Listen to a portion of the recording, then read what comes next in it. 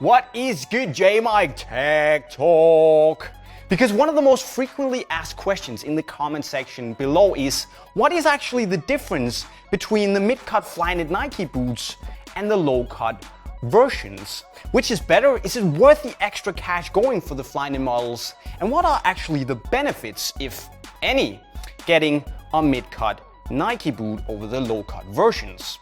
Well, today I'm gonna break it down for you to hopefully make the whole decision-making process a bit easier. So, the mid-cut boot has a sock, the low-cut boot doesn't. See you next time. I'm kidding you guys, because there's actually a lot more to it. First of all, the whole Nike Flyknit revolution began roughly 1.5 years ago with the launch of the Nike Magista Obra as a way of removing distractions for players in the game by providing a sock-like fit thanks to the Flyknit upper and the dynamic fit color. And soon both the Superfly and the Hypervenom Phantom followed suit. And it was a bold move, and a lot of people, including myself, were excited. But there were also some who weren't as excited about this whole dynamic fit color thing. And for those people, Nike were still awesome and decided that everyone should be invited to the top model high-level innovations party. And thus they released the low-cut Mercurial Vapor, Hypervenom Phinish, and Magista Opus that are all packed to the brim with high-tech innovations still. The biggest difference between the mid-cut Flyknit models and the lower-cut versions is, apart from looks obviously, the feel of the boots on your feet. And to me, that's the only real benefit with the Flyknit boots. Not that it's a small one, but it's the only real benefit. Because while it might be easy to think that the dynamic fit color will offer more ankle protection or ankle support than the low-cut models, it really won't. Because after all, it's just this thin knitted sock sitting around your ankle with no real support or structure or integrity offered. So basically, it's gonna offer you as much support as a thin pair of socks would. But around the benefit with the mid-cut Flyknit boots, we have the feel, because it's really free and distractionless on your feet. Mainly because we have this one-piece knitted construction that the tongue is actually an integrated part of. And also the whole transition from boot to foot is very smooth and not that notable, simply because there's not much material holding your foot in place around your heel and your ankle. On the more conventional low-cut boots, you get a more solid, snug and locked-in sensation, simply because the material is a bit thicker and sturdier on the low-cut boots than, well, a piece of knitted yarn.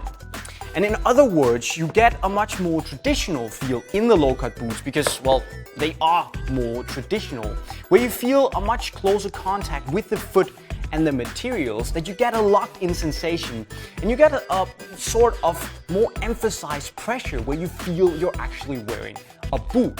Whereas on the Flyknit models, the material will more just follow the shape of your foot like a sock. When it comes to the upper, it will once again be easy to assume that, hey, Flyknit boots, synthetic boots, softer, more sturdy. But that's not necessarily the case, because as Nike have proved a million times, they're pretty wicked when it comes to making synthetic uppers. And looking at the Mercurial series, the Vapor is actually just as soft, if not softer, than the Superflies. And the same thing applies to the Obra and the Opus, where the Opus is actually the softest, in my opinion, out of the two. On the Hypervenom, well, it's the same on the Phantom of the Phinish, because it's the same upper. And actually the same thing applies for the sole plate that is almost roughly the same on all the models, except for on the Vapor and the Superfly, where the Superfly has a carbon fiber sole plate. But that's pretty much it. Now, when you get to the action on the pitch, there's probably gonna be a bit of a notable difference as well, because with the Flyknit boots, you're gonna have a bit longer getting used to the fact that there's material around your ankle, especially in the beginning, where it can be a bit tough getting used to the sock or dynamic fit color.